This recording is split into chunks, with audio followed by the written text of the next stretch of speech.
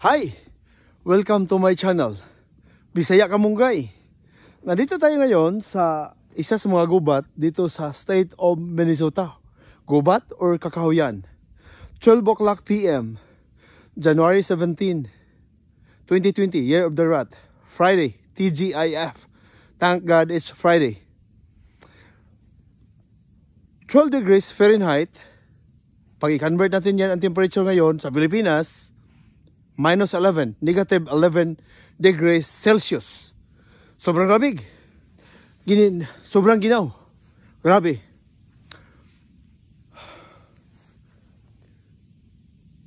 Hindi tayo magkumpiyansa dahil sobrang lamig.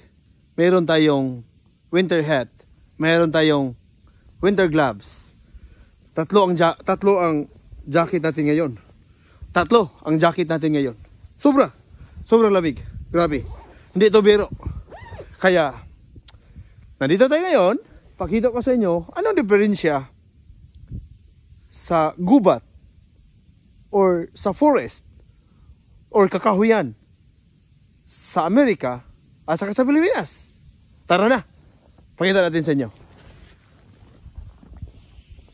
Ang nakita nyo, iba't ibang kahoy na makikita nyo rito at saka grabing snow talaga. Napakagrabe. Mamaya, grabe ang snow dito darating. Grabe. Expected mamaya, 10 to 11 inches. 10, 11, or 12. Meaning, isang roller. 12 inches ang ice or snow na babagsak mamaya. Mula sa itaas. Pero iwanan natin ang snow. Hindi tayo mag-focus sa snow. Ito isa sa mga gubat dito sa City of Oak Grove sa state of Minnesota. Ang Minnesota, kilalang kilala na land of 10,000 lakes sa Amerika. Pag tumitingin ka sa kaliwa or sa kanan, maraming kahoy nakikita mo. Buhay na buhay yan, hindi yan patay. Sa totoo lang, buhay na buhay talaga yan. Nakikita mo, walang dahon, nag-hibernate ito eh. Tulad ba ng mga squirrels or ibang mga animals like bears, mag-hibernate sila for a long period of time, sa lalong-lalo na pag winter season. Ito naman kahoy, nag-hibernate yan. Babalik ang dahon na color green or verde pagkatapos ng winter season. Dahil January ngayon, papuntang February, papuntang March, pag March na, tapos na ang winter season, spring season na naman. Matutunaw na yung mga snow na naging ice, naging yellow, babalik na sa back to normal na dahan-dahan ang weather sa Amerika. Pero sa ngayon, nakikita mo to, dating green ang kulay ng mga dahon na yan. Dating kulay verde ang dahon na yan. Pero ngayon, anong kulay? Brown, kayo manggi. Kasi, dahil yan sa sobrang lamig sa Amerika. Biro mo, sobrang lamig plus mahangin pa. Ang hangin ang grabe na makapadagdag ng lamig. Nakikita mo mga dahon? Dahil sa hangin, 40 miles per hour ngayon.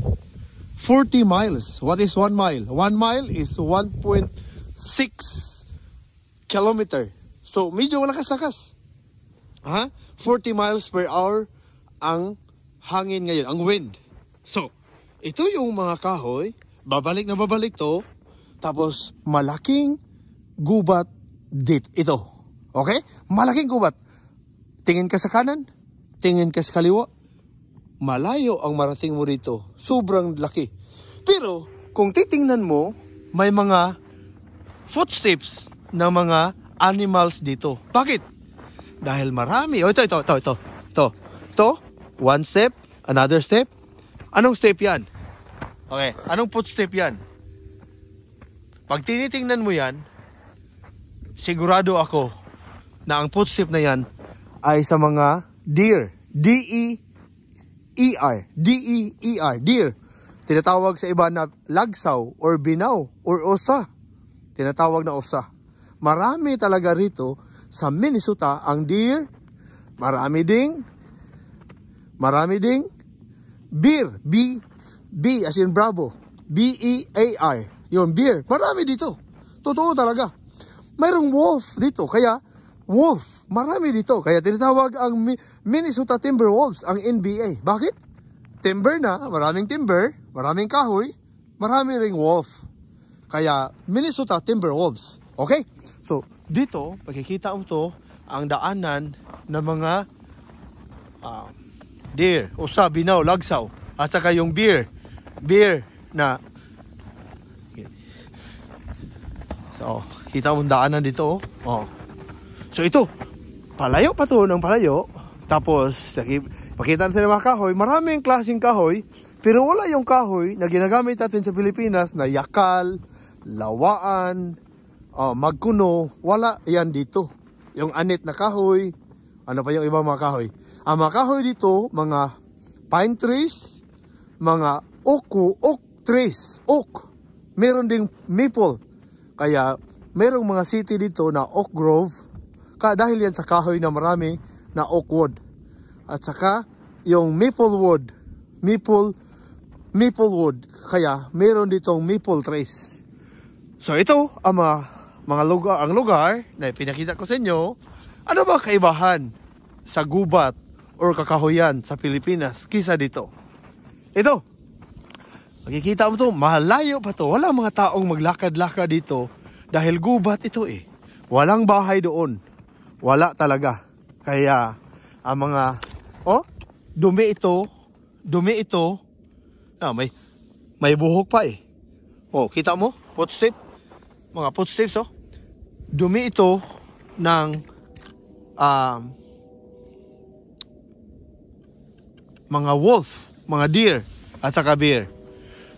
So, ito ang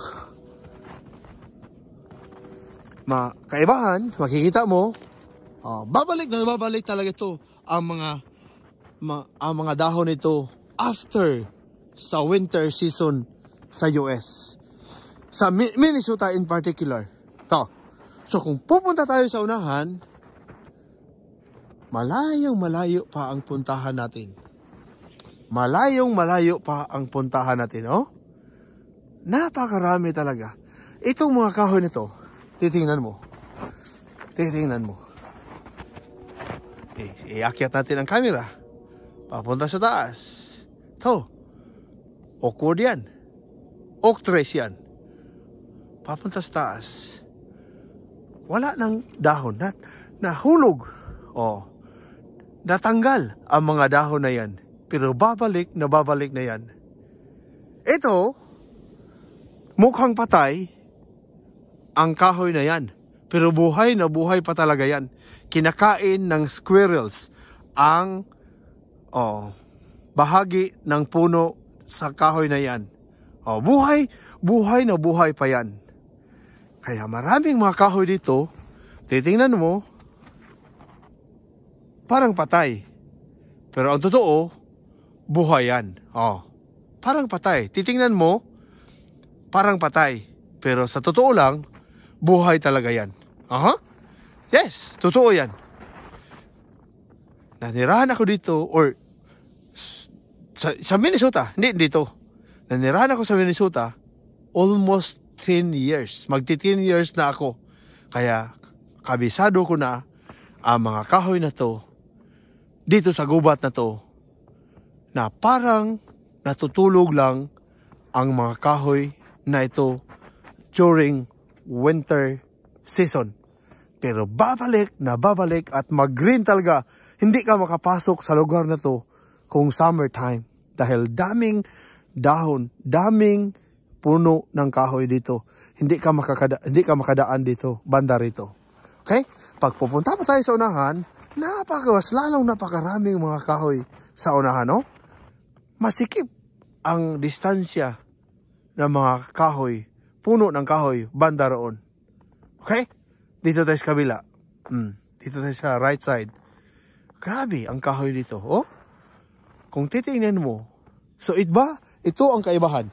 Tapos, hindi mo na makikita ang lupa. Malalim dito ang lupa, Wala, malalim dahil snow talaga ang makikita mo.